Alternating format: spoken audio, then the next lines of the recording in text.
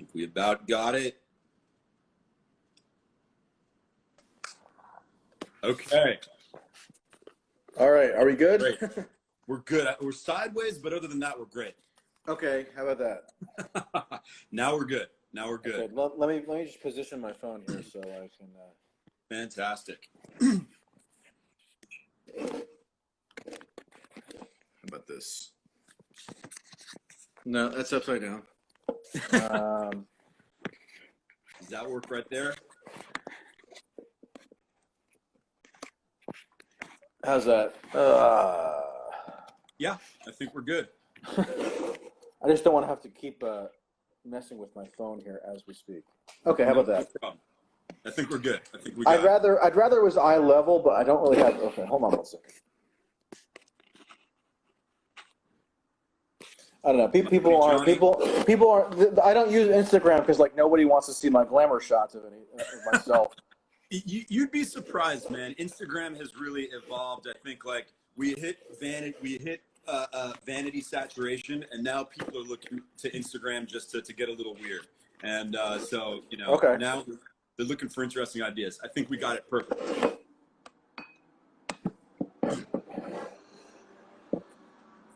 I'm like using random bottles and stuff to prop it up. Okay, that should work. Just so you know, my phone dock is pretty much a bottle of paprika. I lean my phone up against the bottle of paprika. Okay. Okay, I have a big bottle of Pellegrino that's now hoisting this phone up. Who knew that you'd be the bougie one in this conversation? I don't know. Is Pellegrino that? I mean, I just got it from the deli like down the street. I'd have to say, in comparison to paprika, Pellegrino is pretty damn bougie. Yeah, if you say so. Okay, well, we'll agree to we'll maybe table that one till the end of the conversation. Okay.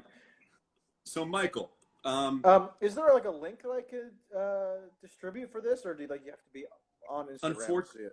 Yeah, unfortunately, I'll have this on YouTube by tomorrow, and then you'll have a link. Yeah, so it's easy to discover via Instagram Live. As you can see, a bunch of my friends are joining right now, some of whom are big fans of yours because I retweet you semi religiously. As I've always found you to be particularly articulate in exposing some of the hypocrisies that we see in the political discourse, in the corporate media. And, I like to believe that I give them some burn when they deserve it, but, you really take it to another level. Thank you. I don't know if it's healthy for religiosity to be the paradigm that you invoke in terms of your followership of me, because that could potentially verge on the creepy, but I appreciate it nonetheless. No problem.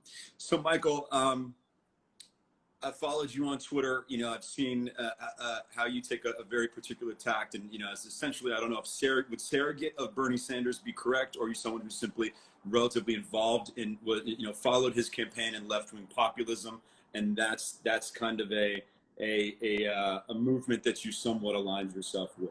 What was your relationship to that movement?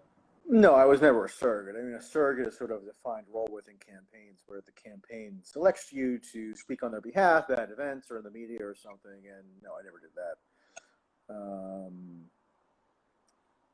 If anything, I was more, people accused me of being a surrogate for Tulsi Gabbard this year, which I wasn't either, but I was a little more closely associated with the Tulsi Gabbard campaign. But in terms of the Bernie campaign, which was sort of like a 5-year continuous project, I did have affinity with it in broad terms, in that I thought that, especially in 2016, that there was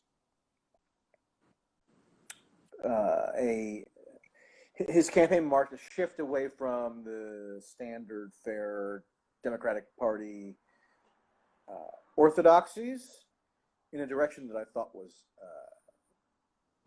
healthy or productive.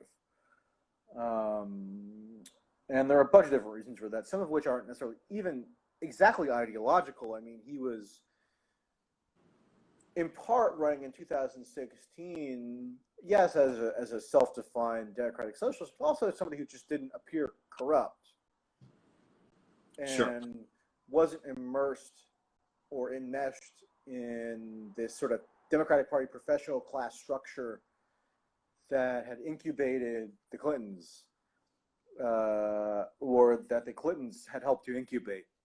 You know, he was just sort of separate and apart from that. Just the mainline Democratic Party, in a way that was refreshing to many people for almost even vaguely non-ideological reasons. Of course, then you layer that on top of the ideological components of his project, and yeah, it was something that I was broadly speaking on board with, but I was still a journalist. I mean, I had a critical distance because I have my primary identity politically is journalistic. Maybe identity isn't even the right word for it, but probably like posture is one of having journalistic instincts. So I wasn't going to be a campaigner or anything like that. I did sort of defend him more from overwrought, ridiculous criticisms, and the movement brought, writ large and that kind of thing. But there was something that was a little bit. Maybe we can get into this, and but something that's it was a bit of a shift I felt perceptually between what the campaign represented in 2016 versus what it represented in 2020. Now, again, there was sort of this contiguous project. So you can demarcate the two campaigns, yes, but really it was a 5-year endeavor. But anyway, I don't know if that encapsulates my. I don't know if that answers your question. It gets close enough and gives us a jump off point to explore further. Were you in 2000? Let's call it late 2015. Were you looking for or expecting something like the Bernie Sanders movement to manifest itself? Well, I can recall going back to 2014, and people sometimes even dig up these old tweets when they want to own me.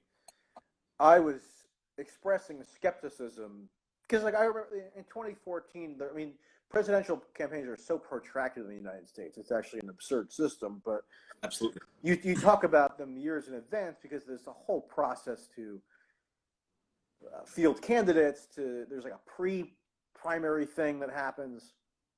And during that phase of the 2016 campaign, this would have been fall of 2014. I hadn't thought about it that deeply, but I was skeptical that Bernie Sanders would be the ideal tribune or would be somebody formidable enough to pose a serious challenge to Hillary. Because Hillary was already the preordained nominee at that point. And also, and this is something that, Bernie Sanders had been somewhat on my radar because I saw his appearances on Bill Maher, which is, if you were not from Vermont, that's probably where you saw Bernie Sanders. I'm like, okay, this guy's interesting, but he's some kind of backbencher, lowly, randomly independent politician from Vermont. If he hasn't hit by now, there's a reason. Then all of a sudden, some guy in his, I guess, early 70s, after a point in time where all the indicators seem to be that all the elite class was looking at seemed to suggest that nobody wanted to rock the boat.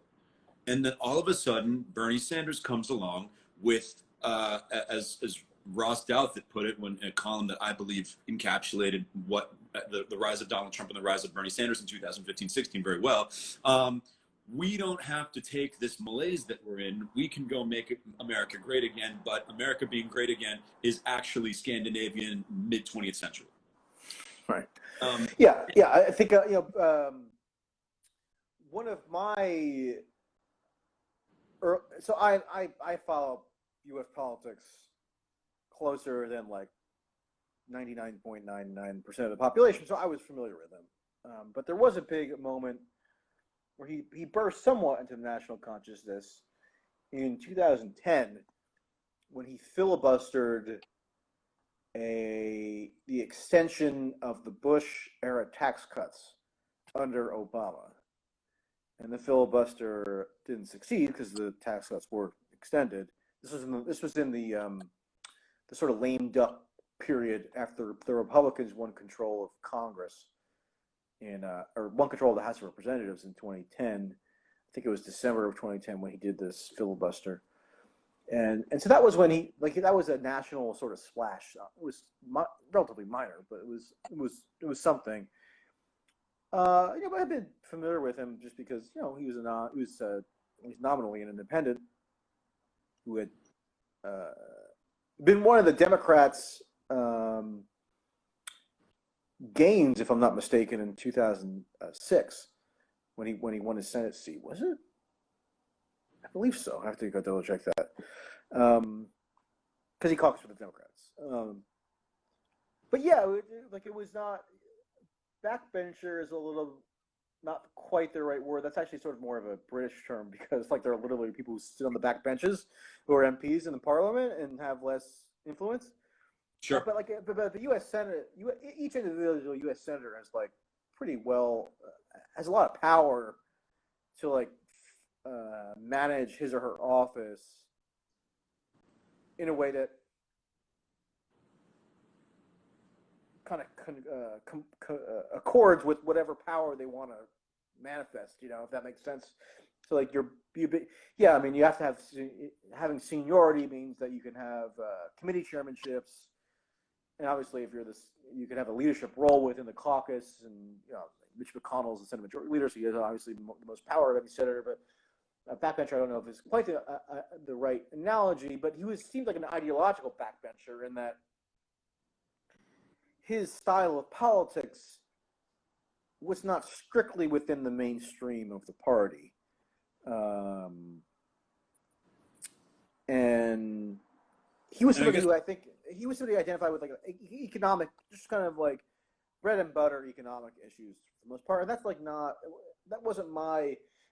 I've been always more like a little bit more foreign policy focused. So he was not somebody who was like in my specific wheelhouse in terms of somebody who I felt a visceral affinity with. But I still liked him. I still, in terms of the spectrum of U.S. politics. Like I also remember he was one of the first three national political figures to, I don't know if I would say endorse, but express supportive sentiments in relation to Occupy Wall Street, which is sort of a relevant precedent now given what's going on. Did you have any involvement in Occupy Wall Street? Because admittedly, you mentioned mid 2010s. You're more involved. You're more affiliated with foreign policy issues. But then when I started following you, from what I've seen, you seem very oriented towards the economic side of the spectrum. So were you involved at that point? I'm sort of interested to hear why you have that impression, because I feel like my inclinations are still roughly similar now. It just sort of depends what the issue of the day is. But yeah, so I started doing journalism essentially in 2010 in a quasi-professional sense. Like, I mean, to call it professional is a little weird. And then Occupy was 2011, and being in New York City, where it originated, I did spend a lot of time covering it and thinking about it. And I don't know that I would say participating in it, but like I obviously was, there's a hazy line there, because like if you're chronicling this stuff constantly, it's easy to give the sense that you are in a way a participant, because Occupy was really the first thing that sprouted up seemingly overnight, largely by way of social media and especially Twitter, because you had the people live streaming stuff, right? And the minute an NYPD officer ran into somebody with a scooter, which did happen intentionally, it would get videoed and then tweeted out, and then it would become its own thing. It would snowball, right? And it spread all throughout the country, then eventually the world. It was actually a bizarre and informative experience, because I was at Occupy Wall Street, meaning the original encampment in Zuccotti Park in Lower Manhattan, when it just seemed like a ragtag group of sort of like typical New York City protesters, and like that you see a million times. And then all of a sudden, it escalated, and it escalated largely because of police overreaction. Like when the police encroach and they employ excessively aggressive tactics, then that creates more momentum around whatever cause is being advocated, right? And the cause was never even that well defined by design in Occupy, and it was like the foundational premise of it was kind of anarchistic, really, which meant that like it wasn't a protest movement where you have like a goal and you're organizing to achieve that goal, or at least like a policy goal. It's like it wasn't like we want a piece of legislation passed or we wanted a candidate elected. But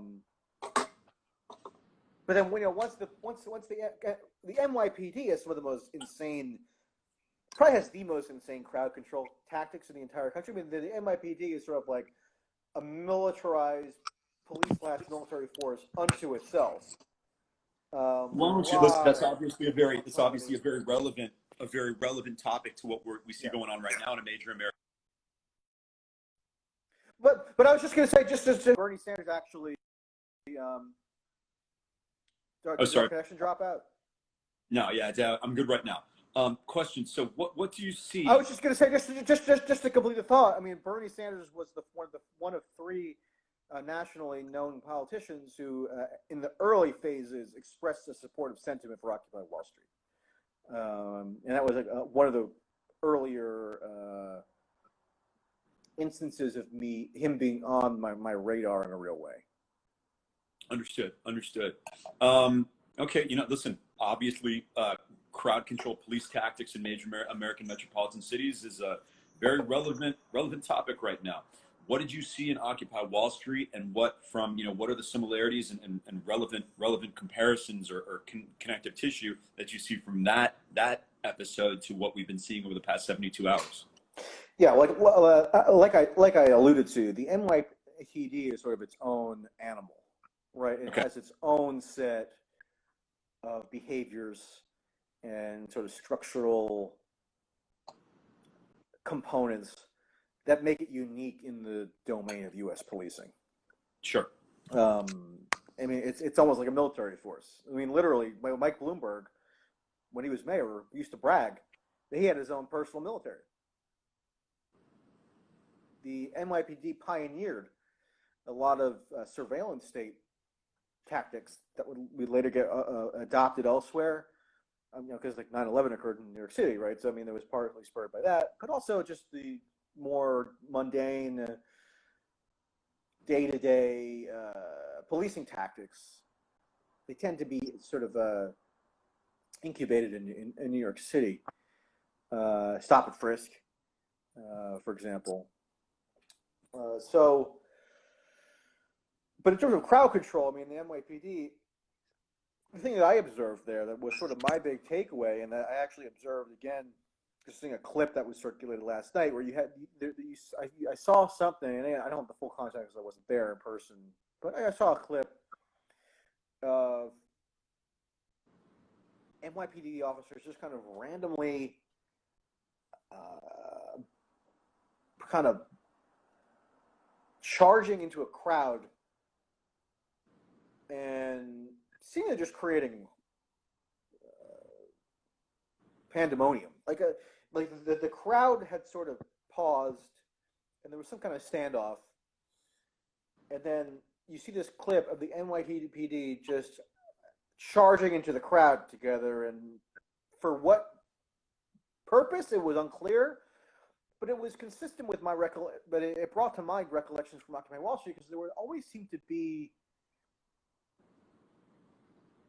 tactics employed by the NYPD that just made no sense. Like, even if their goal was to promote order as opposed to disorder, then they were doing the opposite, because a lot of their tactics fomented disorder. They fomented additional chaos, additional unrest and anger. Like there was you can go look up a piece that I wrote where the NYPD, there was one moment in Occupy Wall Street in 2011 where there was some kind of big march to Times Square. And the police just were like barricaded off the streets, and they had like some semblance of a crowd control tactic that they had lined up ahead of time. And one of those tactics was to bring in the mounted unit, so the horse riding police officers. And I remember seeing an officer sort of like charge into the crowd on the horse. And the horse spooked, if that's the term, if I'm recalling correctly. But when the horse like gets agitated momentarily, it has like a little bit of a spasm, right? And sometimes they fall, or they just like get out of their ordinary rhythm. The horses are usually pretty compliant, right? But like if they're into like a hectic situation, the horses have a little like a momentary outburst, and that happened. And it's just like, okay, so if the goal of the police in that situation was to like calm tensions, reduce the likelihood of something getting out of control, then the last thing you would do is, in a volatile, dense situation, bring in the mounted unit, right? So like the police had their own inscrutable logic as to how they handle a lot of things. Like they would close down sidewalks for no ostensible reason, and then tell you that the sidewalks needed to be open to pedestrians, so you needed to vacate, but you technically were a pedestrian. And just like a million different things. You can actually go find some of the stuff that I read about at the time. And so that's what strikes me about NYPD in particular. But then again, like, I'm just not exactly sure what to make of this current unrest, because like it just seems a little bit sporadic and almost nihilistic in a way that Occupy really wasn't. I mean, I think this is a different phenomenon now. It feels nihilistic in a way, not that I've been around that long. I'm 38 years old. I was not around for the 60s and 70s. And whatever happened in the 80s, but I don't recall anything, even in the history books, about this type of civil unrest. It feels more nihilistic and with a more raw energy, not misshapen, but nebulous energy than anything in American history. Maybe, I'm sure something in the Vietnam era probably totally blows up what I just said, but as far as my personal experience. Yeah, I think that's that's true. That accords with my personal experience as well. But I think Occupy is sort of it's a relevant precedent because of how social media ignited it, meaning how it ignited Occupy. There would have been no Occupy without social media. And it feels like this is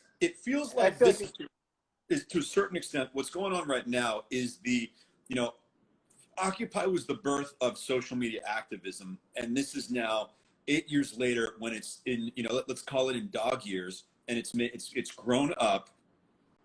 It's grown up, and now it is organized. It has its tactics and its playbook down. Yeah, I don't know that. I think that sort of imputes excessive centrality to it. I don't know that it has a playbook, right? I mean, I think they seem to have a very interesting playbook in that they know to space out different protests in a manner that makes it more difficult for the police to corral. Yeah, I just don't know if there's that much coherent intentionality behind a lot of it. Again, I think it's social media.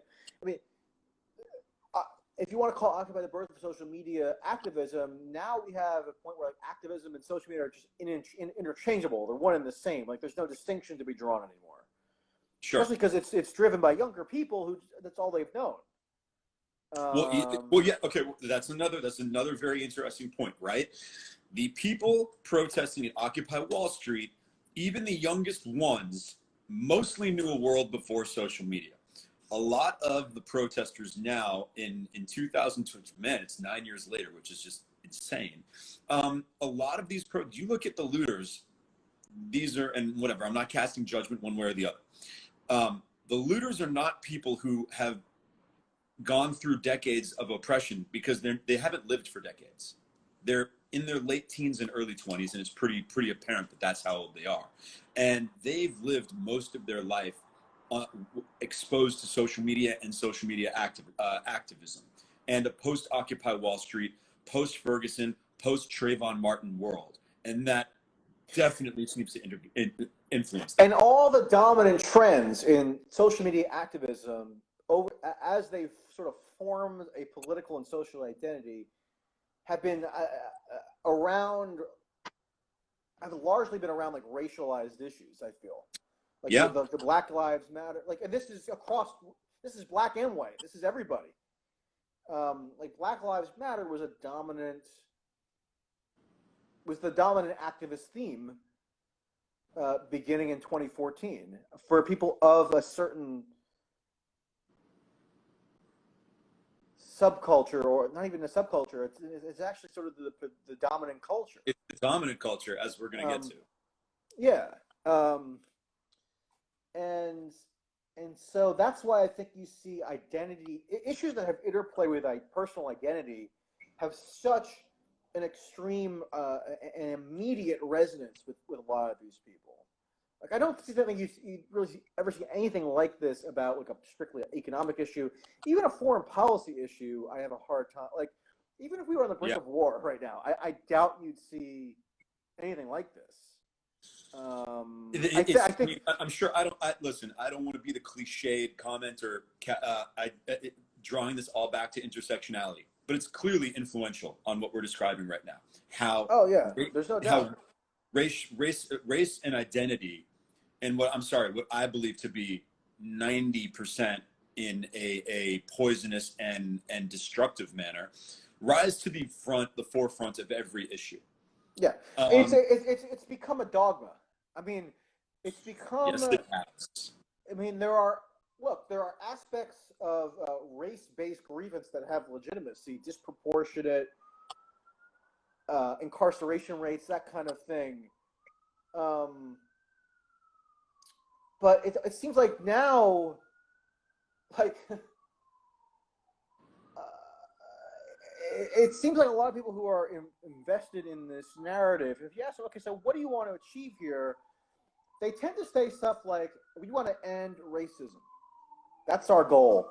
Okay, so it's like, is that a tangible goal that you can actually ever as opposed to something achieve? that sounds No.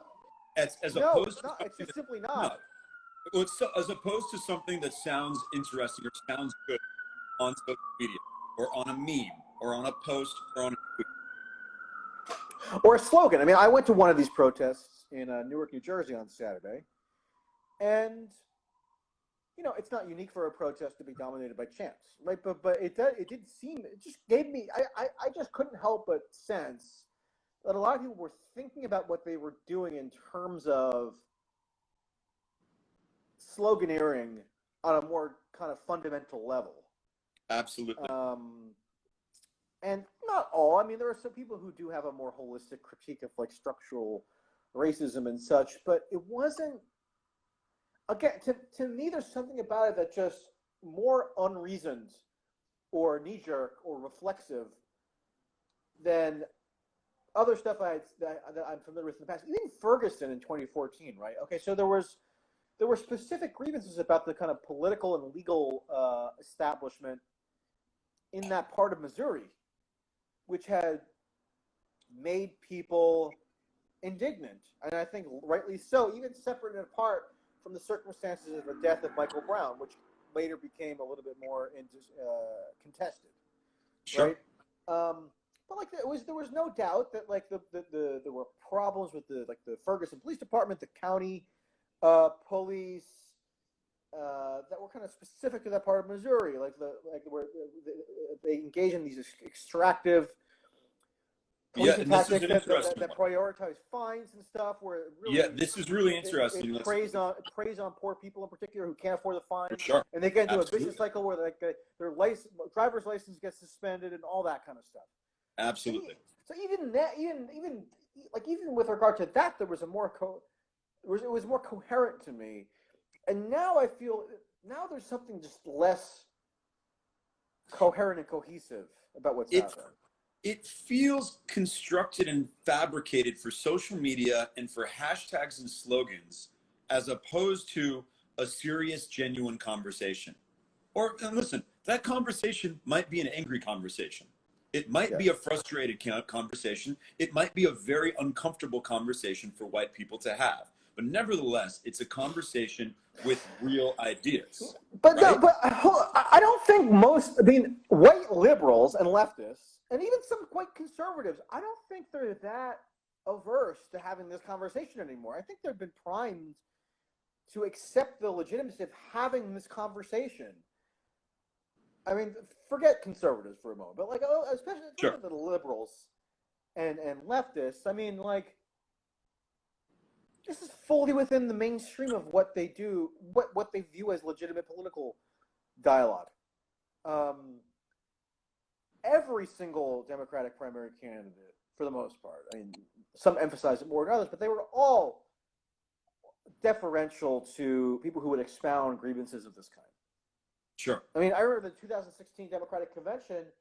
You had like a night where the mothers of the movement, I think that they were called, were brought out.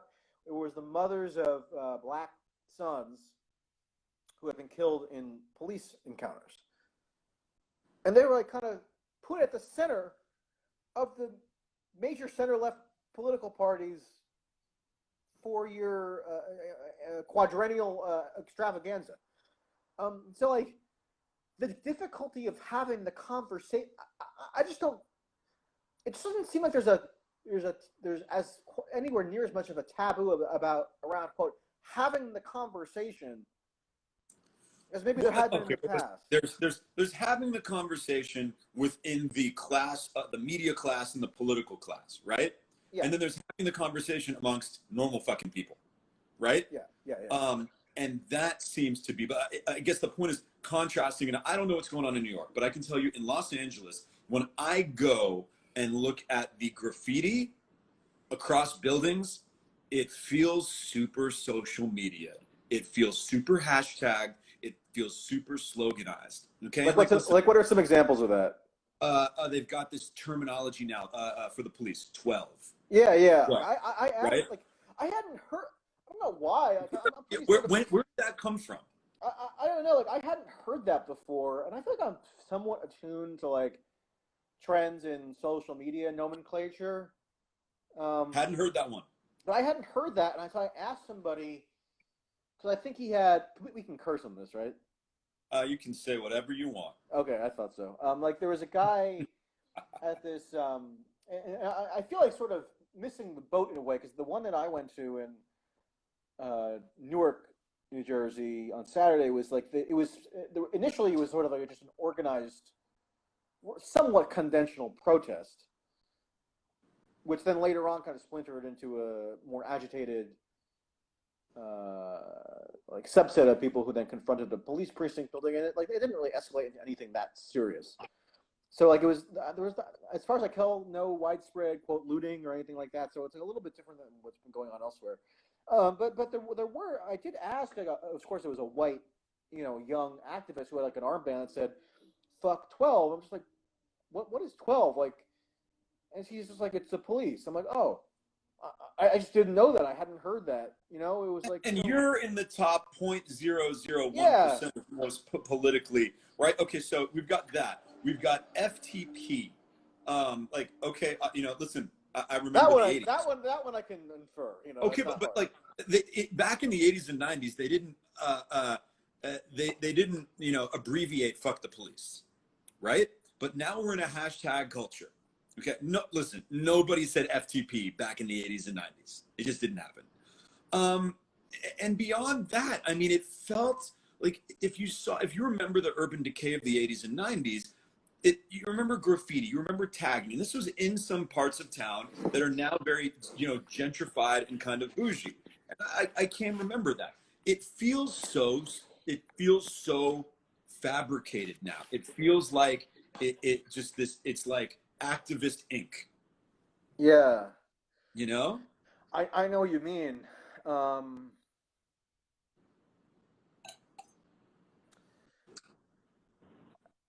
And I'm I think everybody's sort of gathering their thoughts on this because it just happened so suddenly.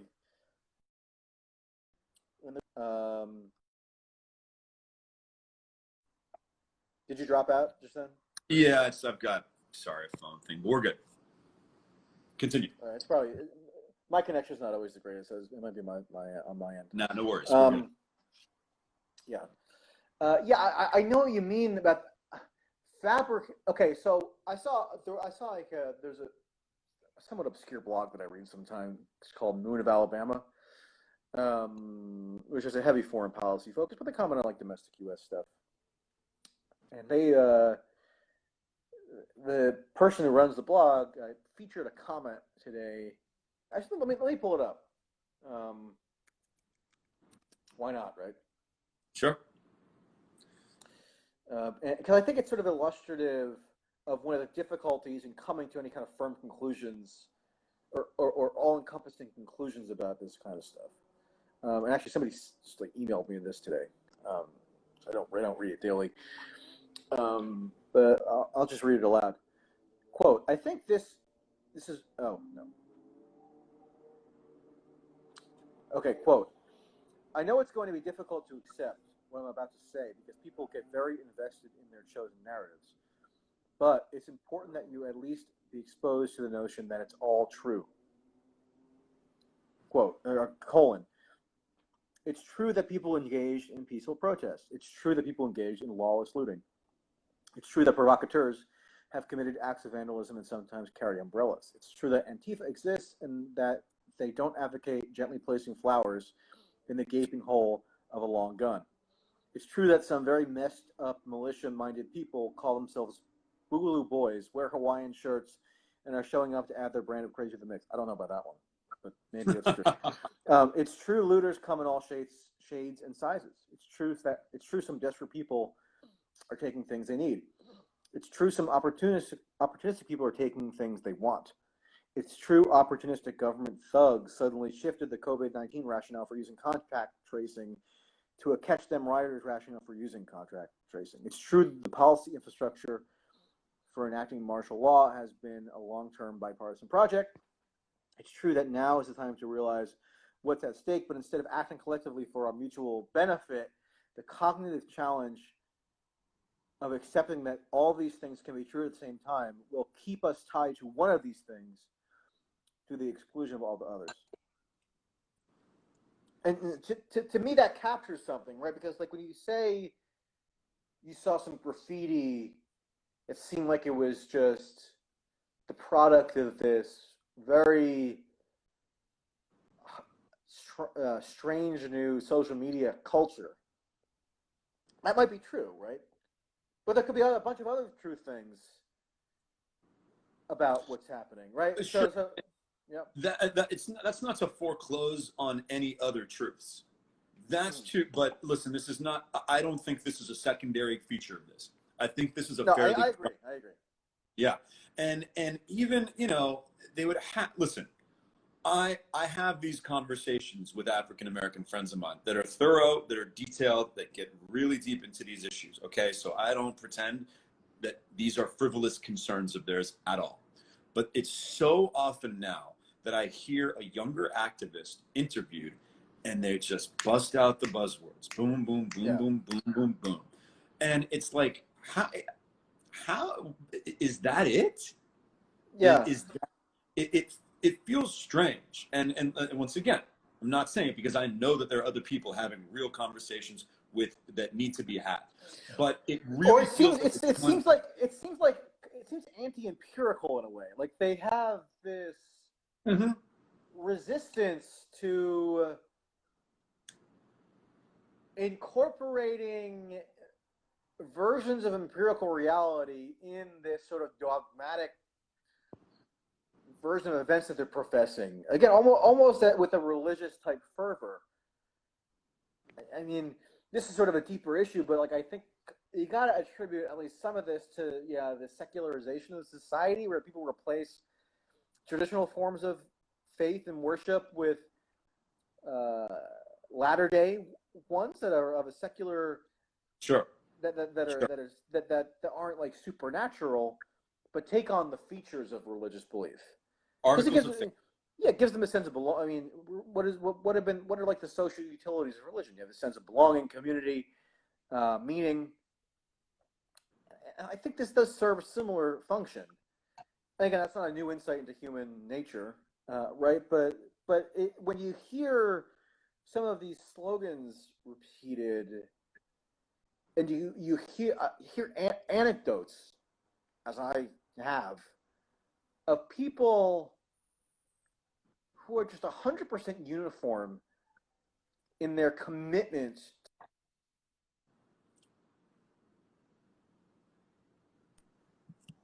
aspect of this that forms, in some vague sense, the totality of what they think that they're advocating or what they're angry about. Again, it does have a religious fervor. And I know, like, as a white guy, there's going to be somebody who says, "Oh, you're just a white guy saying that," and you know what? Maybe so. I can't help that about me. I was born a white guy in suburban New Jersey. I grant you that, right? Like, so there are experiences I will just never have. But as best I can, I try to apply my faculties of reason to events. And calling me white, observing that I'm white might be, I guess, relevant. But it doesn't matter what you could have. This idea that like reason is somehow the unique province of any particular race is, I think, insulting to non-white. I mean, Well, if that's your reflexive retort, sure. Pointing out that I happen to be white, then I mean I gotta question some of the underlying assumptions that are operative within your framework, Sure. right? And just saying racist, I mean it's cheap. And it even cheapens whatever legitimate grievances that do have a racial dimension that you have that might be worthy of public attention. Absolutely. And it feels like, okay, listen, everyone's ideas get put under some level of scrutiny. Okay. Everyone's ideas have to hold up under some sort of some sort of logical lens and dissection, right? It can be an honest, genuine, and good faith dissection, or it can just be someone trying to blow up your argument. But you're going to have to put your ideas up to logical scrutiny. And if every time your ideas don't hold up, or a piece of your ideas don't hold up, you just default to some sort of racialist argument. I mean, what's that supposed to be? What's that? That's anyone's supposed to think that you're operating in good faith? And the thing is, like, a lot of people who have the same skin pigmentation as you don't subscribe to your racial arguments. Correct. So that's not a satisfactory rebuttal to anything. Yeah. Like if you were talking to, because again, anecdotally, I was in Newark, right? Overwhelmingly black city. And you had like white kids from the suburbs, some of whom seemed to be affiliated with the Democratic Socialist America, others perhaps not. Hard to say with specificity in every instance, right? But like, they were part of this agitated subset of quote unquote protesters who like splintered off from the original protest and later on were like confronting this police department in a black run city. The mayor is black, Ross Baraka. I don't think Newark has had a white mayor in decades. I think maybe since the 60s or 70s. Like the power structure of Newark is black. I'm not saying politically speaking. I'm not saying the power structure. I'm not saying that means that they rival like the white power structure nationally or anything. I'm talking about in this specific locale, it's black, and then some Hispanic thrown in, but like thrown in or whatever. But and a handful of whites still. But you get the point. And you have these white left-wing activists like confronting, like saying that they're speaking on behalf of Black Lives Matter or some whatever the cliche is, and they're confronting a black-dominated local political structure, and then acting as though that they are channeling the grievances of the local population. And then I step outside, I step like down the block a little bit, and talk to some ladies who are black, who are just sitting in their front yard, watching from afar, because obviously there's a commotion that they don't quite know what's happening at the police station, and they're just like befuddled. They're like, who are these people? Half of them are definitely not from Newark, according to them, which was like almost certainly true. What are they doing? Like, we don't get it. And so if you resort to these racialized arguments, what you're really doing is you're actually resorting to an ideological argument and then saying it's a racial argument, because your racial composition has no necessary intrinsic bearing on whatever ideological presuppositions you espouse. But they like to act as though it does, because then it gives them a moral superiority. But like, I personally, in my own little anecdotal venture here, spoke to non-white people who had a different view. So it's just like you're almost being disrespectful to them when you adopt this easy, uncritical sloganeering. It's insulting. It is insulting and condescending, and this is not me speculating. This is literally me. I did speculate on this, and then I speak with Black African American friends of mine, and they're like, "Yeah, that's it. These people, stop it. You're condescending to me. Okay, I don't need you to take that tone. Listen, you think like it. You may not intend it this way, but it comes off like you're pitying me, and you're just trying to use your pity for your own self-satisfaction." Yeah, and you know, this may seem like a frivolous point, right? But it is something that I have been thinking about. Did we or did we not elect a black man president twice? I mean, does it seem like that ever happened now? And I'm not saying that Barack Obama becoming president necessarily extirpated all racism in America, right? That's a non. Not even close. Yeah, of course. That's a non sequitur. Nobody claimed, or should have claimed anyway, that was a possibility. But yeah, I don't know. Does that not reflect at all on whether America is just this virulently racist, unredeemable country? Barack Obama won the presidency because he won the Iowa caucus in 2008. I mean, is that just stricken from memory? And again, I'm not saying that you could just say, "What about Obama?" and that means all racial disparities. There's a problem that some people do use that. They try to say, "Well, what about Obama?" and that's the end of the argument. That's not what me and you are doing. No, I'm just saying, like, shouldn't that have had some downstream effect on just these sort of cultural vagaries now, which now seem to be informing a lot of this action? It's how do you? Barack Obama authorized the deployment of the National Guard to Ferguson, Missouri. Yeah, and his Justice Department also cast a lot of doubt on the nature of the to absolve. Right, under a black attorney general. Yeah. All of Barack Obama's attorney generals were black. Both of them. One was a black man, one was a black woman, okay? Yeah. And they emerged from the Democratic Party professional and legal establishment. And you know, I haven't looked too deeply into this statement from Trump today about him threatening to send the military in or whatever. But you know, if all he's threatening to do is to have National Guardsmen and women, some of whom are black, by the way. Many of whom are black. Try to establish some order in some of these places that are out of control. If that's fascism, then okay, then Barack Obama was a fascist because he did. Maybe it'll end up having been on a smaller scale, but like that happened in Ferguson. I don't recall whether it happened in Baltimore in 2015. It may have. I have to double check. But like, I don't know. Again, it just gets back to this whole just unavoidable sense of an undercurrent of really entrenched unreason that seems to be animating a lot of this.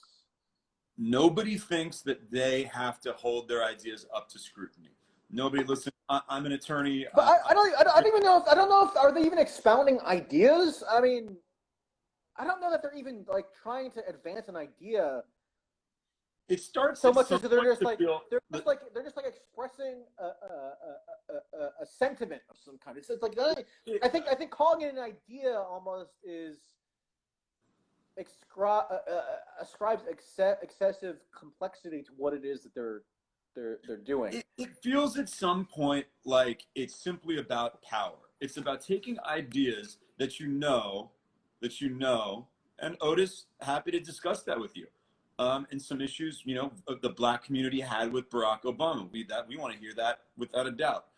It feels at some point if you continue to be unwilling to, that every time you have someone has a good faith discussion with you and says, well, listen, this idea of yours does not necessarily stand up under scrutiny. Explain that, and you just blow them off and resort and default to some racialist argument. It starts to feel like it's more about power and less about the truth. Yeah, and then if it's about power, it's bizarre, right? Because the cultural power centers of America are almost entirely united around at least what the ostensible impetus for these actions are.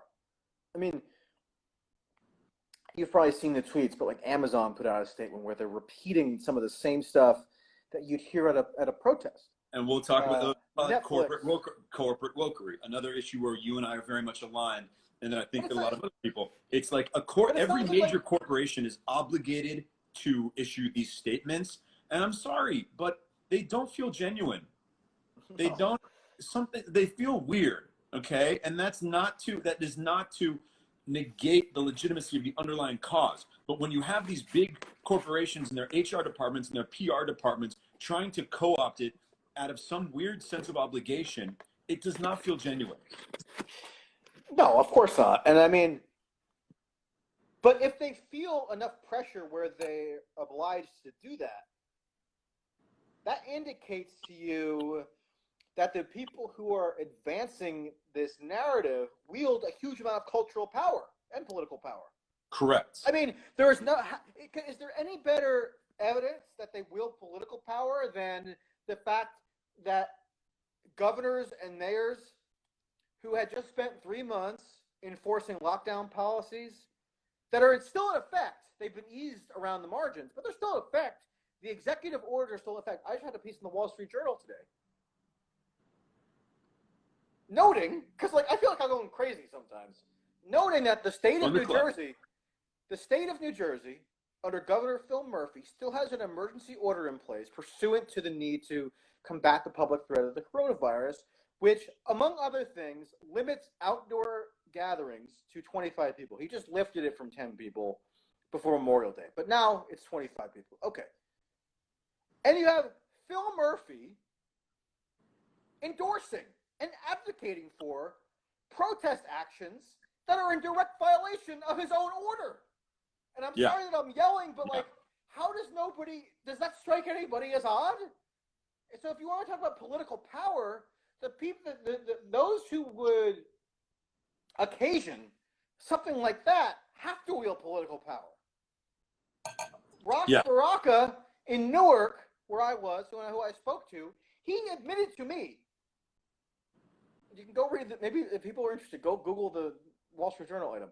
He admitted to me that the protest, in which he was a participant and a speaker, was in violation of these emergency procedures that he had issued, because there are Newark-specific orders as well. And there are a million examples, not a million, many, many examples.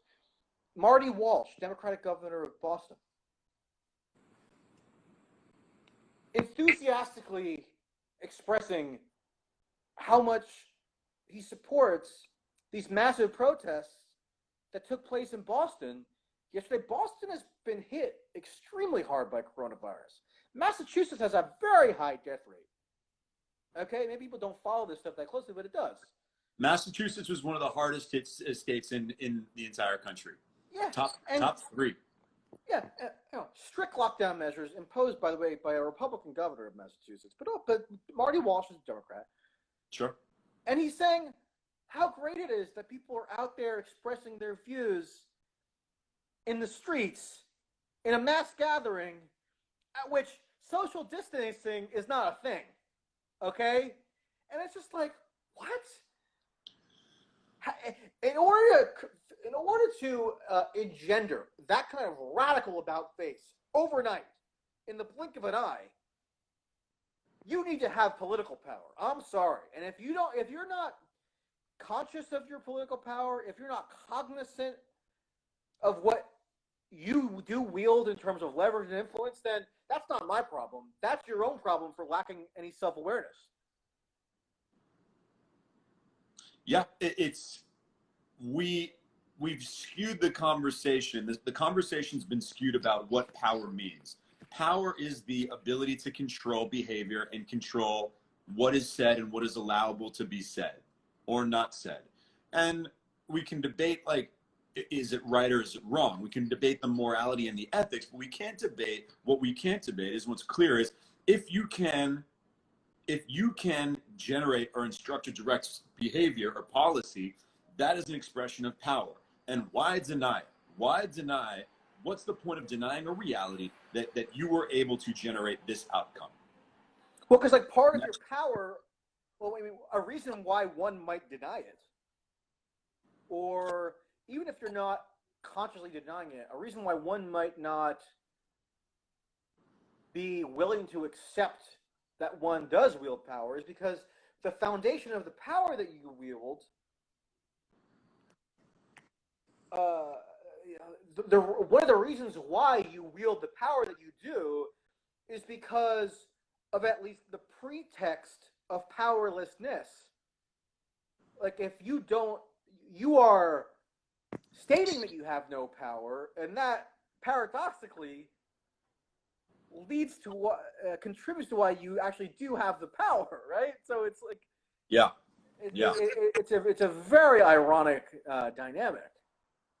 Yeah, absolutely. And one unique to our era, this recent era. Yeah. I've been just scratching my fucking head now, man, for a few years.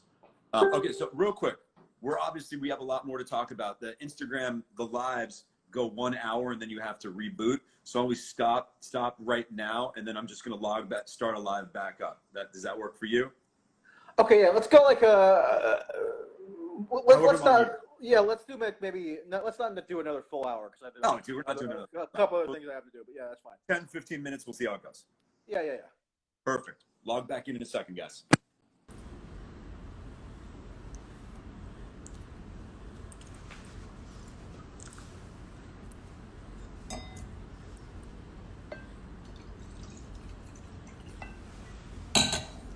What's up, guys? All right, we're cooking with Michael Tracy. We had a few technical difficulties right off the bat, but we are going strong. I'll be back in a second, and there we go. All right.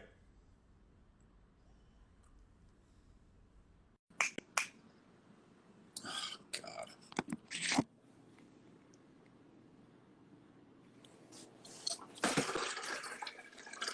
Hey, I'm sorry I'm in the dark right now. I'm just the light in my kitchen is out, and I'm making coffee. There we go. No problem. I am. There's some weird stuff going on right now on the internet, but we're good. Can you hear me? Okay. Yeah. Okay, I'll get back into my illuminated area in a minute. Okay,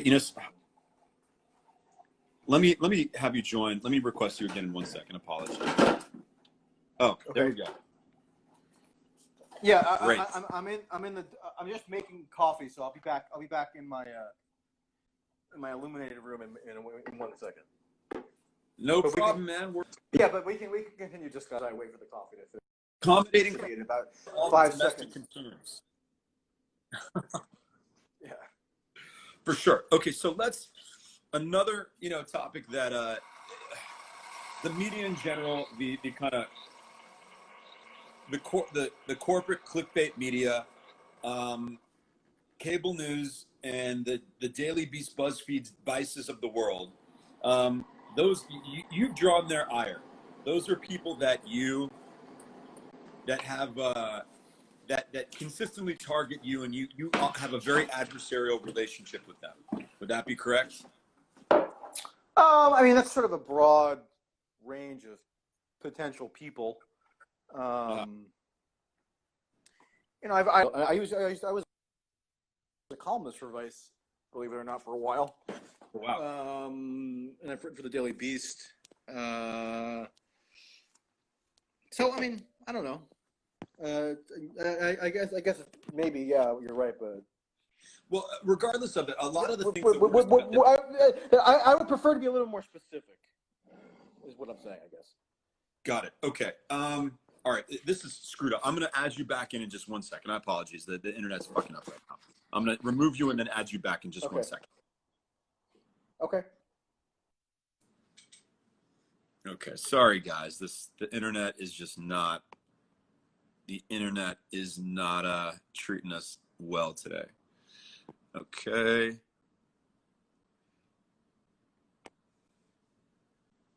All right. We'll get Michael back in here in a second. Yeah, some technical difficulties, but that's, we're well equipped for this. Okay. All right. How about some of the hypocrisy that you and I just discussed? The hypocrisy, the unwillingness, this disregard of any net need to show logical coherence to an argument has become kind of this epidemic of a certain brand of traditional media, of left-wing media. A lot of the Daily Beast writers, a lot of the Vice, the former Gawker types, more, then you talk about more. The people constantly drowning in irony. Oh God, the worst. Who think it's super edgy if you tweet with no capitalization or punctuation? Yeah. Are you? That's a cool. You're friends with Glenn Green. You're contacted Glenn Greenwald? Yeah, we're friendly. Yeah. There was one tweet after the Mueller report came out. Ashley Feinberg. I mean, I'm not even kidding. Every once in a while, I go check this tweet out. Ashley Feinberg, one of the just I know exactly what you're talking about. Oh God. And Glenn Greenwald, she decided to step in Glenn Greenwald's house to try to troll him after he just goose-stepped all over every one of these idiots from Brooklyn. And he just laid into her like, it was one of the greatest tweets in the history. And she's like, and he just shit all over her, and it was beautiful. And he's like, oh yeah, a few more ironic tweets will solve it. Yeah, do a couple more tweets without I know. You'll be fine. I'm trying to find that tweet now. Wait, I think I got it. I'm trying to remember what he said. Yeah. Wait, hold on. It's anything. And it's like that. Glenn Greenwald is a guy that ideologically, I mean, me and Glenn Greenwald don't. Okay, here I've got it. She goes, LOL, Ashley, Federalist writers are right-wing idiots, religious even, who accidentally got the major story of the last 2 years right while all your super savvy Brooklyn liberal friends sped conspiratorial trash. Ironic lists and punctuation-free tweets will erase it. I love that. Glenn, you can tell me that I need to go donate another 20% of my salary every year to taxes all day long. I don't care what me and you disagree on after you just completely. I mean, he's not really. He's sort of. He's not like an. He's not like an economic. He's sort of. Civil libertarian. Yeah, like that's sort of the core of his political identity in a way that he wouldn't be demanding that you give 20% more of your salary. Maybe he would favor that policy position, I guess, but it wouldn't be what his central form of enough. advocacy Okay. or journalism. All right. Let me ask you this. There's a certain category of somewhat left-wing commenter who seems a little more Bernie affiliated, a little more left-wing populist affiliated, who clearly has an adversarial relationship with identity politics and with the Brooklyn journalist universe. I would say that if someone asks me who that is, it's Glenn Greenwald, it's you, it's Matt Taibbi, and it's Matt Stoller, and people of that nature. Do you see a common thread that runs through you guys? Do you consider yourself in that category? What do you think about my impression that you guys all operate crossover on the Venn diagram? Yeah, I think we all operate from a perspective of at least aspiring toward independent thought. I mean, it's, sure. it's almost as simple as that, right? Because or we're at least conscious actively of the dangers of just succumbing to whatever the popular herd mentality might be, and not just from an easy anti-left standpoint, as if the quintessential example being like a Dave Rubin type, who I don't like that guy. I mean, not that I don't know him personally, but I don't like him. I know Dave. I like Dave. Whatever. That's another topic. I think he's a good guy. I also think he was early on some issues that, for whatever. Okay. The point being that his general attitude I find superficial and lazy. I mean, he got destroyed. His book got destroyed in a conservative publication that I write for, The Spectator, by a conservative but smart reviewer who just pilloried it as not even having. I mean, he loves the idea of talking about ideas without actually talking about ideas. Anyway, we don't have to get into him, but that's just. But the point is, I think we're not just what maybe unites us is an insistence in adhering to a principle of independent thought and analysis, while also resisting whatever pressures might ordinarily affect us or inhibit us as a result of our position within, broadly speaking, the left liberal media world. Sure. Although, I mean, also I write for conservative publications as well. So I mean, I always you do. You do. Well, just to clarify, clearly at the beginning of this conversation, I overestimated your affiliation with Bernie Sanders. How affiliated are you, or much of a supporter are you of Bernie Sanders and/or other left-wing populists? The support or not support binary is not really capture my position, right? Fair enough. I mean, I voted for Bernie Sanders in the Democratic primary in 2016. Okay. I'll say that. I mean, I've been open about that. But that's just one action that you take every now and then. It's not integral to my identity, politically, journalistically, or otherwise. Sure. But no, I know a lot of people in the Bernie world, particularly the Bernie online media world. Give us would you, our mutual friend who directed me to you, Chris Arnott, would you consider him a member of that? No, not really. I mean, I think he definitely has some sympathies toward the Bernie project as well. But Bernie online media world is its own kind of thing. It's an ecosystem that sprouted up in 2016 because they were a counterweight to the mainstream narratives around Bernie, and it was a justified, I think, counterweight because there were some ridiculous mainstream narratives. But then they got power. It's kind of the age-old story. They got some power, and they sort of lost perspective, many of them, and just turned into a cheerleading squad. And they couldn't, and an echo chamber, and just a get out the vote organ. We sort of mentioned this in the American Affairs piece that I wrote with Angela Nagel. I don't know if you read that. And definitely, we'll get into that, even though we have limited time. Yeah. But yeah, and they sort of their original utility, I think, dissipated somewhat.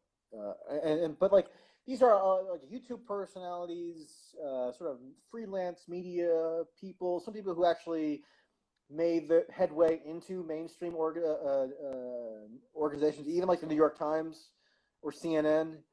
So it's not an easily definable world, but like you have to come up with terms for things, right? It was like basically people who were, roughly speaking, supportive of Bernie Sanders, critical of the Democratic Party establishment, and had a media profile with considerable influence. Sure. But have some do seem to be, in their personal political platform, supportive of some left-wing populist economic policies. Restate that question. Was that a question? That was a statement. You tell me if you agree. But do all seem to have as the part of their personal political philosophy, support for some populist left-wing economic policies? Yeah, I mean, I guess that's probably roughly speaking correct. But then again, populist left-wing economic policies could. I mean, Barack Obama claimed that he supported popular. It's like, it's an amorphous sort of category of stuff. Like, so I don't know how much explanatory value that necessarily has anymore, especially given the how easily shape-shifting the concept of populism even is. Like, I mean, if you're going to be a successful presidential candidate in the United States, chances are you got to adopt something that at least feints toward populist sympathies. You know? Sure. Fair enough. I don't know if I'm answering your question. Listen, I'm trying to, and this is why a lot of the people that follow me, that have found me over the past 2 months since the coronavirus started, they're not exposed to this online independent journalist world that people like yourself, or Chris is not necessarily a journalist. He's a journalist in a lot of ways. A Chris. Well, yeah, I mean, he denies it for some reason, but he is. I mean, like he's producing acts of journalism. I mean, whether you self-identify as a journalist is sort of immaterial, but like totally. No, just the fact that, I mean, I find the conversations and the topics that people like you or Matt Stoller or Glenn Greenwald or Chris Arnott or some of the other right-wing, fisted by Nicolo, fisted by Foucault on Twitter. I don't know. Do you know that guy? I don't think I know him, no. Really? What's his name? Nicolo. Maybe I know him. It doesn't. He mentioned that he seemed to know you, so listen, I ran with it. Okay. Anyways, all these independent, prominent online, like definitely relevant online characters, most people they don't know these conversations are happening. They still, when they think of when they want to try to get politically informed, they think, hey Matt, which sites do you go to? Like, I'm gonna say, go to Bloomberg, go to the Daily Beast. Like, come on, guys. That's not the world we're living in anymore. We're finding independent nodes on the network, like you, like a Chris, like a Glenn Greenwald's a little more prominent. He's more affiliated with one particular publication. That's a recurring problem that I have as well. Occasionally, people will ask me, what can I do to better process the news, right, or have a more sophisticated understanding of the news? And it's hard to really even know what to tell them, right? Because sure.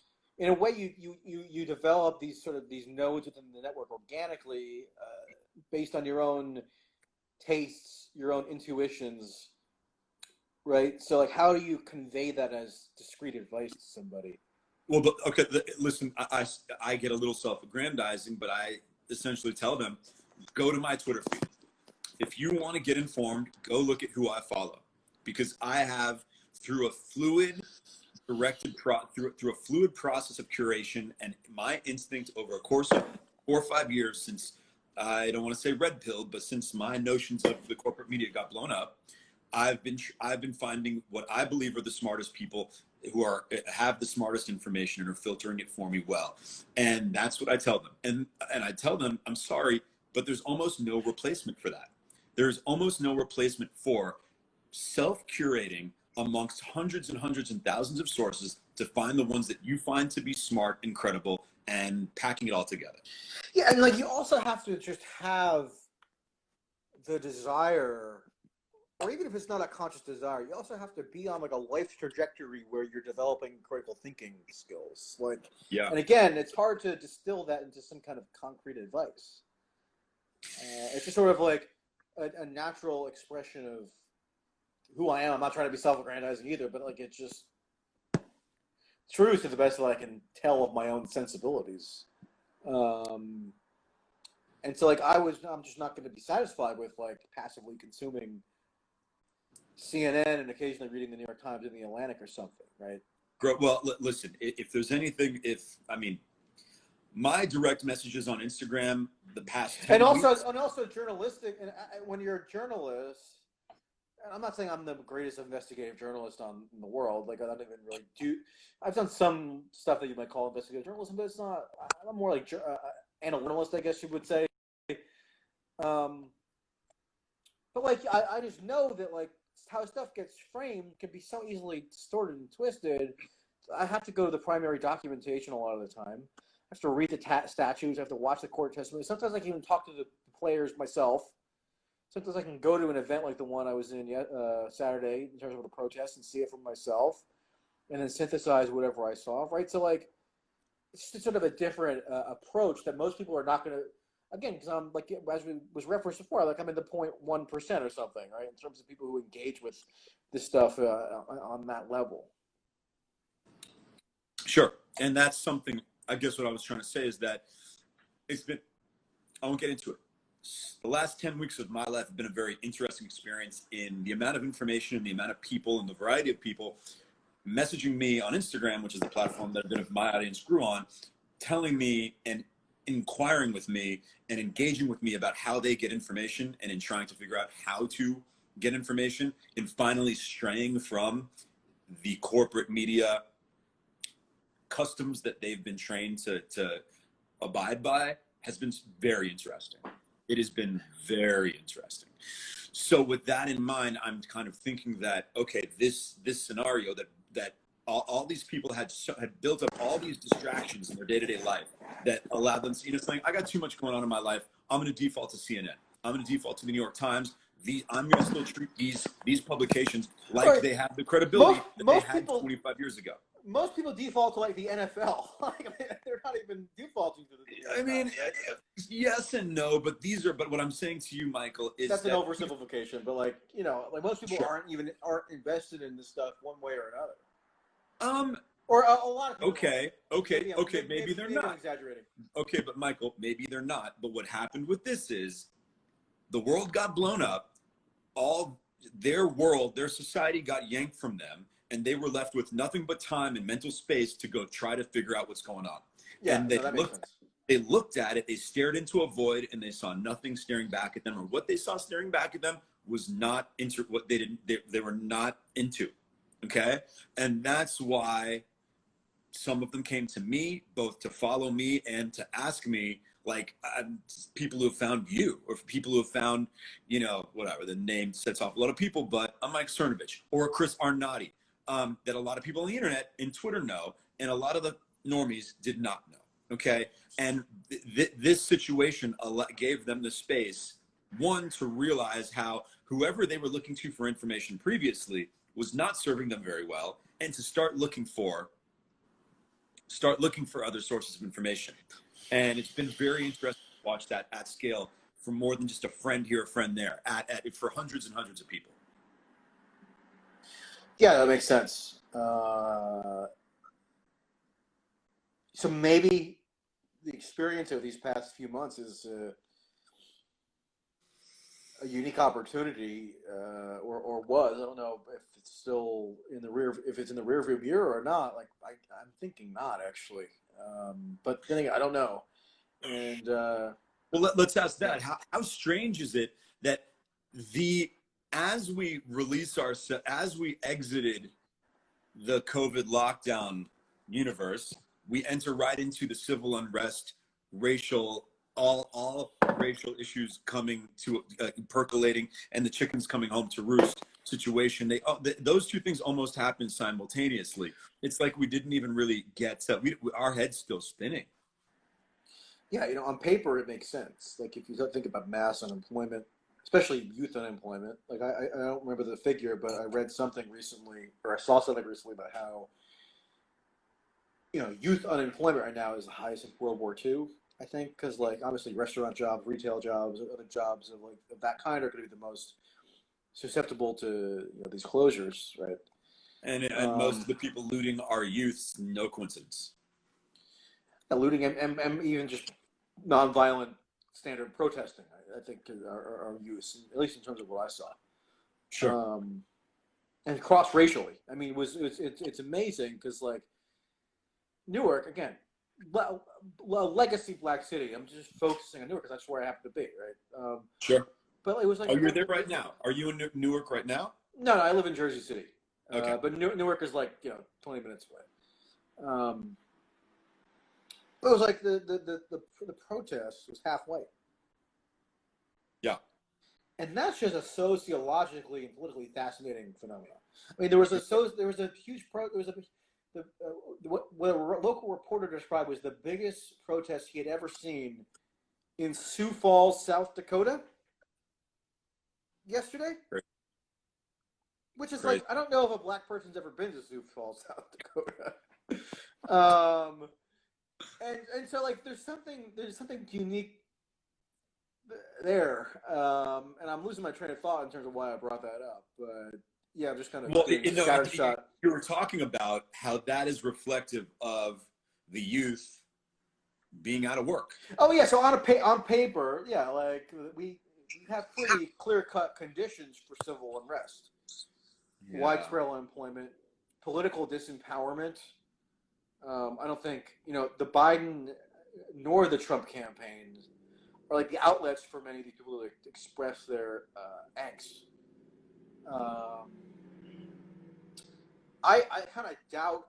I mean, obviously, it's a counterfactual you can never run back, but part of me doubts that if Bernie were the nominee right now, you'd have this unrest.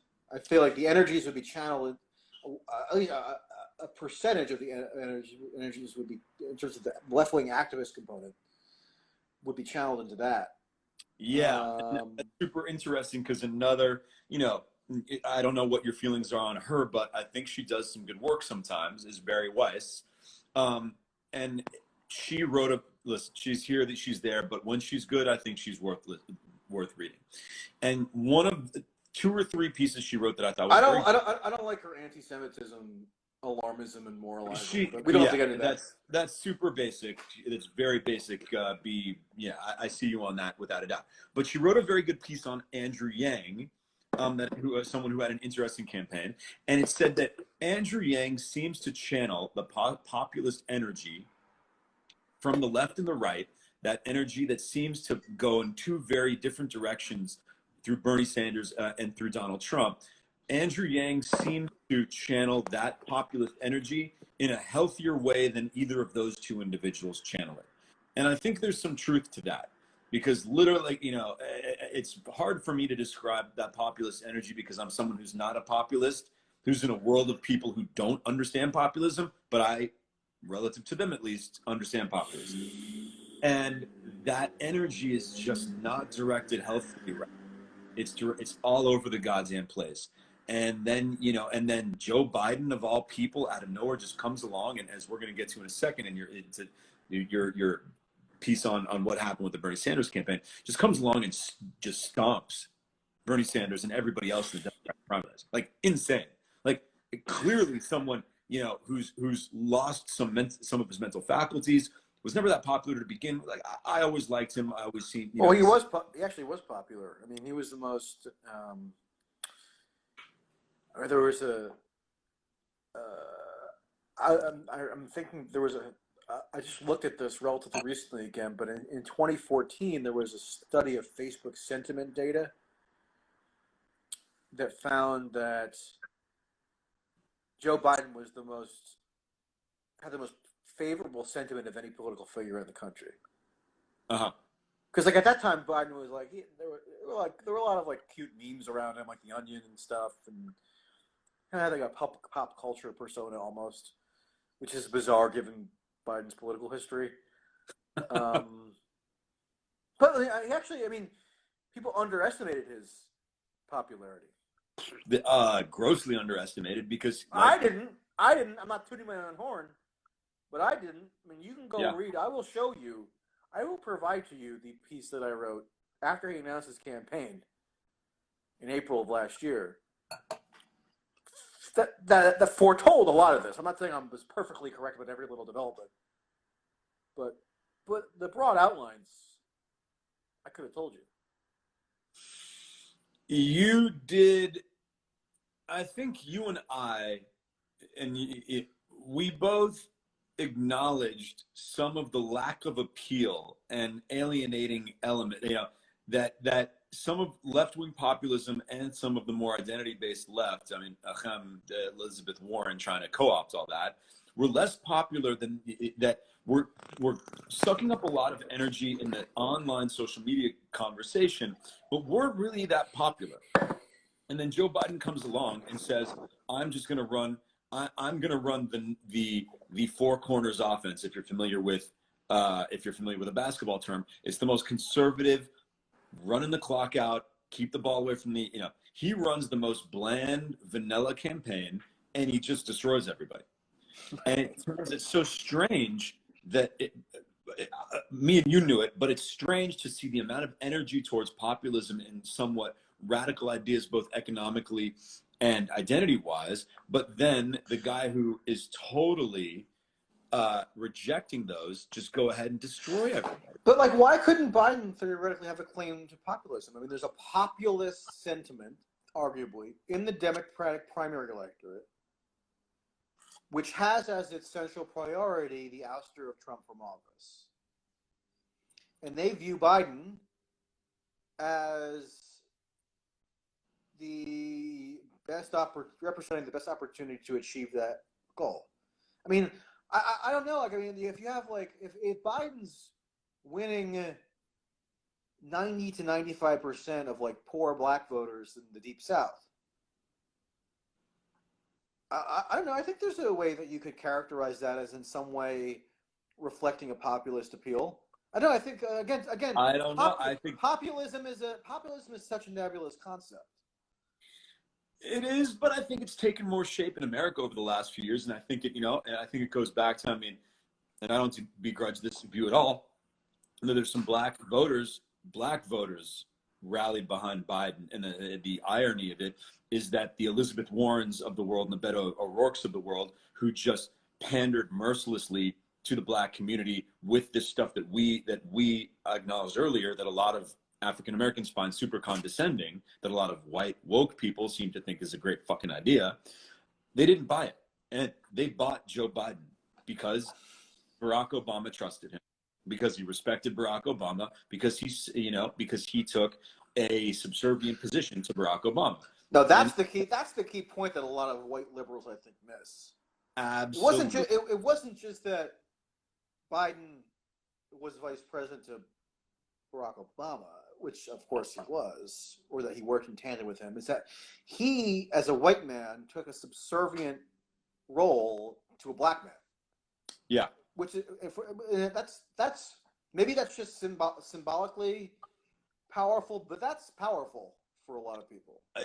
Listen, there are African American friends of mine who have expressed that to me, and that seems to be something that has been expressed by. But to me, I think, of course, he took a subservient role. He was the vice president, and he was unflinchingly loyal to Obama.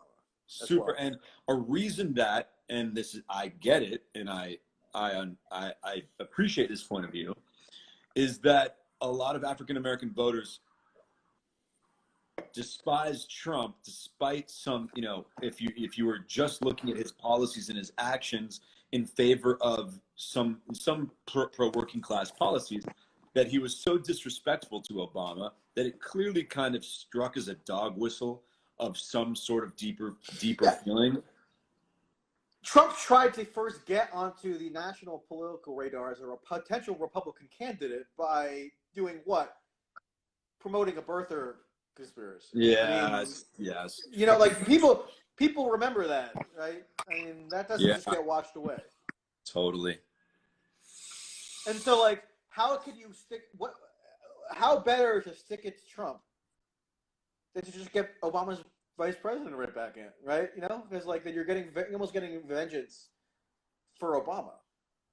Yeah, and I totally understand. You know, I thought it was pretty grotesque how he acted towards Obama as well. And listen, let's be honest, man. That's all coming. That is all those dynamics are coming home to roost right now in what we're seeing. Yeah. Anyone who thinks it, listen, it's a lot about. It's certainly a lot about the historical injustices, you know, and the criminal justice system's treatment of the African American community. But it is certainly being fueled by the guy that we've got in the front seat right now. Yeah, that's the other thing which adds to this bizarre confluence of events, right? It's like Trump is such an omnipresent personage. Like he's probably has the most outsized public persona, maybe of anybody in world history. Like he's just so ubiquitous in our collective consciousnesses. I don't think you can underrate. I mean, like literally in world history, I think of anybody ever. He's a fascinating phenomenon. I think you can't. I don't know what the exact role is that plays, but it's done something to the national psyche. Oh, absolutely. Both pro and favor and everywhere in between, right? It's just all Trump all the time. Always. Even if you're not political. Because he was a pop culture figure, right? He hovers over he was an entertainment figure. He hovers over every issue all the time. Yeah. In a way like Obama was, yeah, I mean, every president becomes a pop culture figure in a way, but like, I just don't think people were thinking about Obama 24/7 in the way that they're thinking about Trump. Part of that has to do with Trump's mastery of Twitter, where Trump could just like inject something right into the bloodstream whenever he wants. What do you think of that? Well, okay, what do you think of that historically? And then what do you think of that where it says it seems to be not working recently? Trump used to always be able to pull a rabbit out of a hat, whether Twitter or otherwise, for 3.5 years. And then COVID happens, and then these riots happen, and all of his tricks seem to not be working. Not working in what way? He feels powerless. For years he felt very much in command. That no matter the haters, no matter what pushback he got, it felt like he was in command of what was going on. And now it feels like he is he's punchless. And listen, this is not just me saying that. There are people who are early on the Trump wagon that I'm friends with, that I've followed, that are like, he's getting exposed right now. I mean, I'm not going to make a definitive proclamation, but I think he is more likely than not to lose the election still, even now. And I think the coronavirus response was a joke. I mean, we're the laughing stock of. It's hard to imagine it being any worse in the United States, the most advanced democracy in world history. It was incoherent. You have on the one hand him seeming to encourage like protesters to storm the Michigan State House. And on the other hand, him reprimanding the governor of Georgia for reopening too quickly. You have, on the one hand, a lot of Trump supporters, particularly online, who like rejected the virus is even real still. Or like the minute you say something, even if you reference a death total, right? People will just insist that it's fake. Or consider the fact that a person will wear a mask as an offensive political statement against them. They're not even rejecting the use of masks themselves. They're saying if you wear a mask, that's a political statement that I find offensive, which is fucking nuts. But you'll even have some of them who like think that Trump agrees with them about the virus being fake, or they'll like at some of those Reopen America protests, they were all waving Trump signs and banners, right? When at the same time, Trump was expressing his overt support for the state lockdown policies, but it just didn't register for them. It didn't register. But that sort of is a manifestation of just the incoherence of the policy, I think. But again, a lot of that isn't necessarily even to do with Trump. I mean, look, maybe we can wrap up on this point, but like, sure, the policy is incoherent because the American constitutional order is incoherent. I mean, we're in a declining hegemonic superpower, and so you're going to see things fall apart at the seams, and it's just ineluctable. And Trump is an expression of that, and so it doesn't surprise me that he had an incoherent policy. He's not a totally coherent guy. Sure, but his incoherence. If he were the fascist that people imagined, presumably he would have had a little bit more of a coherent policy.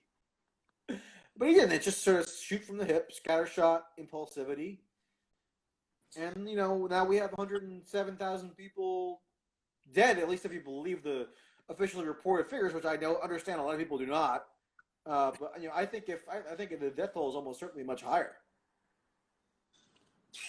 Maybe not much higher. I mean, I don't know. That's a difficult one. But I mean, just for example, I have an uncle who died in early March. Really? And so it was just before coronavirus became a huge national thing, right? And he was in a nursing home, or like in a limited facility. Anyway, there's just like reasonable grounds to suspect that possibly the virus was the cause. Sorry to hear that, my man. No, I mean he was old and sick, so it wasn't like a huge tragedy. I'm not to be callous, but like,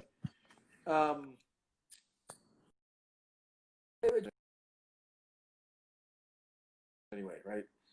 And I got to think that there are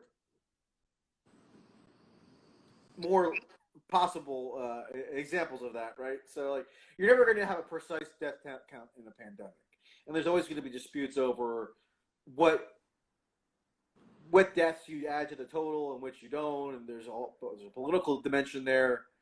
Yeah, yeah.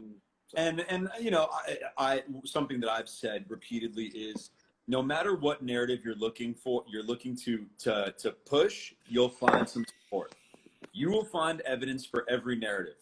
You will find, and as you mentioned, what the hell? How did everything get politicized?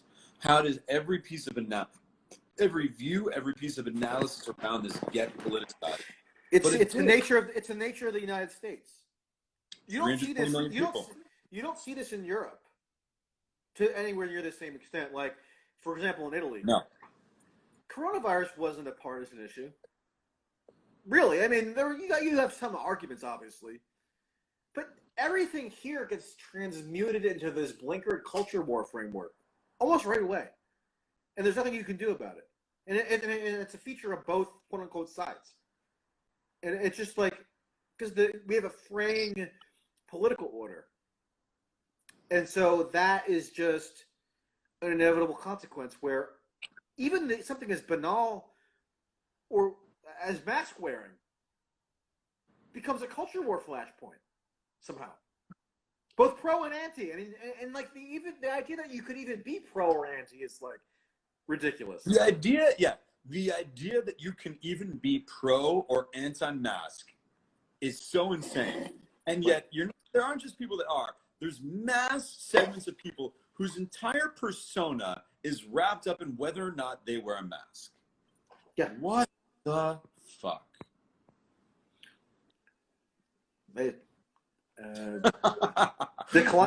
Empire in decline. That's all. It's true. Yeah, I hear you, man. Donald Trump was the first. My working thesis, which I'm eventually going to elaborate on in longer form, and which I've sort of done incrementally up until now, is I believe that 2016 was like a rupture year epistemically, in terms of the political epistemology of the United States.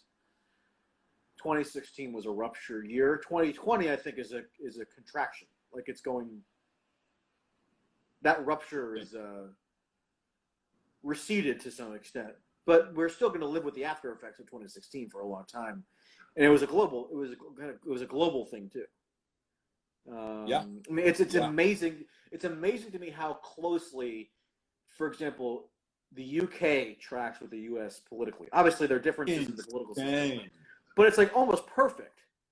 Yeah. Not just now in terms of this populist, nationalist, globalist situation. Back to Tony Blair and Bill Clinton. Yeah, no, going back years, and then Jeremy Corbyn gets blown out. Jeremy Corbyn has a surge year in 2017, right? He gained seats in the 2017 general election against all expectations. That, I think, roughly aligns, and he had won the Labour leadership election in 2015. Anyway, we have to get into all the details, but I do think it tracks almost eerily closely. But the point is that, and then Corbyn loses. He gets wiped out in the general election in December of last year. He gets replaced by a new Labour leader who's more like center left, similar to how the Democratic primary unfolded. I mean, obviously I understand if you're watching this that there are differences in the respective systems. I'm saying sure. the broad trends do seem to track eerily closely, but I was all leading up to me saying that I do think that Trump is going to be looked back upon and should be regarded really as the first post-exceptionalist American president. So the first exceptionalism. The term that I coined is post-exceptionalism. Post-exceptionalist. Okay. It's like he's the last president. Like when Trump was elected, American exceptionalism, it was no longer viable. Interesting that you mention that, because I'm a big Trump doesn't even espouse. Trump actually rejects American exceptionalism. If you listen closely to the things he says, he's not like a John McCain type who's going to be rattling off I mean, sometimes one of his Republican speechwriters who have been in D.C. for 20 years will hand him a speech that have a couple of American exceptionalist cliches, but when he's just talking off the cuff, he rejects American exceptionalism. He's just a transactionalist. And so, I think it's a little bit of a complex thesis to sort of unfurl. But I do think that whatever the political epistemology rupture that occurred in 2016 was, one of its manifestations was Trump, and Trump is not an American exceptionalist in the classical post-war sense, meaning post-World War II. And 2016 was a new era of some kind, of which we're still now dealing with the after effects. For sure. Stuff's getting weird. Stuff has been weird for a while. It's getting weirder, and what someone mentioned today on Twitter. What are the chances that the defining issue of the 2020 election has not even happened yet? I said, not out of the question. Not out of the question. If the defining issues are not going to be, I mean, it's amazing. We've had impeachment this year, which you'd think would be a defining issue in a normal year, right? Because it's only happened 3 times in U.S. history. Yeah. But no, that's sort of off the agenda already. We had a giant Trump-Russia conspiracy narrative that engulfed the entire political system for 3 years. That's sort of off the agenda. I mean, I'm sure it'll bubble back up in some kind of malformed way. You have you had like a Nazi scare. You had like a global pandemic. Now you have like insane national riots. And so if something were to supersede all that, then it's going to be even, you know, how do we even predict what that could possibly be? You know, it's something that exceeds whatever we're able to foresee right now. But like 2020, I just the way I put it is, what do we have? 5 months till the election? What the fuck can happen in 5 months? I mean, God, wow. Look what's happened so far. I mean, all bets are off. Anyone asks me, I mean, Joe Biden still hasn't picked a vice president. He was probably going to pick Amy Klobuchar until this, and then this Minnesota police law enforcement issue happens. I mean, what the fuck is going to happen there? I don't think he was going to pick. Keep your eye on Val Demings. Interesting. Interesting. Okay. And I'm not endorsing her. I'm just saying keep your eye in terms of her plausibility of being picked. Very interesting. But yeah, I mean, there are a lot of, and I did a video on this last week just because people were asking me. But I do think there are structural factors that I don't think hinge on events really that make it likely that Biden will win the election.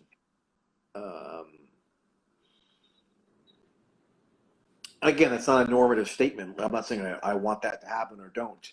I'm just saying I do think it's likely, and more or anyway more likely than not. So like 51% chance at minimum, right?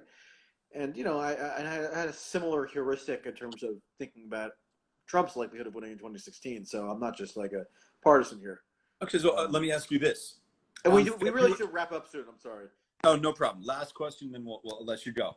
Because here's what my thoughts. February 1st, let's call it.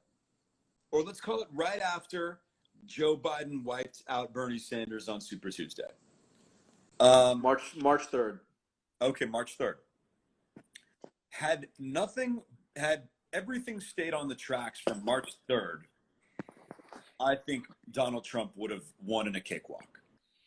And then these issues that materialize the tail risk of Donald Trump and emphasize his flaws and failings have materialized. And now it's kind of a toss-up. I'm not sure because on March 3rd, all the structural factors that I'm at least referencing here in terms of forming my judgment or tentative judgment, those were all operative on March 3rd as well. Fair enough. So, you know, again, that's why I think 2016 was in a way kind of a blip year, and we're reverting back to some kind of mean now. Man, if this is the reversion, it's a hell of a reversion. Yeah, that is true. I mean, I could be dead wrong, but like, and I'm not making any definitive proclamations here. It's just my sense. I hear you, man. I hear you. Well, you could be wrong, you could be right. But you know something? I appreciate your approach towards how you think. I appreciate the way you communicate. And I've enjoyed following you. And I've appreciate you taking the time to come on here and go, you know, we were going to do another 10-minute session. We ended up doing another 40. So I appreciate it. But obviously these conversations, you know, I think are fascinating. And I hope to have more of them with you. And, you know, I hope you're staying safe there in Jersey. And, there's a lot to digest going on in the American political and cultural realm right now. So, you know, I wanted to say, you know, I like the way that you do so, and thank you very much for coming on. Yeah, I enjoyed it. So you're gonna put this on YouTube? Yeah, we'll have it on YouTube. It goes straight to IG. I'll get you more. You're gonna have to get more into Instagram. I'm sorry, it's just the fucking fact. I refuse. I'm sorry, I refuse. No, but see, here's why. So I have enough on my plate with Twitter. But here's the thing. You still think that Instagram is the vanity play. No, I don't even think that. Like, I just think TikTok is the vanity play. Instagram is just another platform now. So whatever. So this will be on Instagram TV because what they do, just to give you a little understanding here, Instagram, when lockdown happened, they used to only let you post a live for 24 hours. Then everyone had to start doing lives because of lockdown, and Instagram's like, oh shit, we better make a move to satisfy the brands and the influencers. So then they let you post it permanently. So it'll be on IGTV permanently. I will have it on YouTube by tomorrow. And we'll be able to share this chat. Okay, sounds good. Awesome. Yeah, if people actually look at my Instagram account, they'll see like one. I just looked at it just because I had forgotten, but there's like one photo from 2012 or something. Don't worry, Chris's is like some troll account of like Frog Catcher 100, and I think his account's nothing but photos of frogs. So you don't have that much to catch up to. Okay, sounds good. All right. Yeah, enjoy this. Thanks. Absolutely. Thanks so much, Michael. I'll talk to you soon. Bye. Bye. All right. Michael, that was great. Always found Michael Tracy super interesting. It's a lot to chew on, man. Could have talked to that guy for another hour and a half. See if there are any interesting questions. Thanks, guys. All right, there's been a lot going on in Los Angeles, so we'll go tap in and see if there's any news that's fit to print. But everybody, thank you for watching. That was a lot of fun and I think super interesting. And, we obviously had a bunch of political predictions, so we're going to get to see if they come true. Guys, talk to you soon.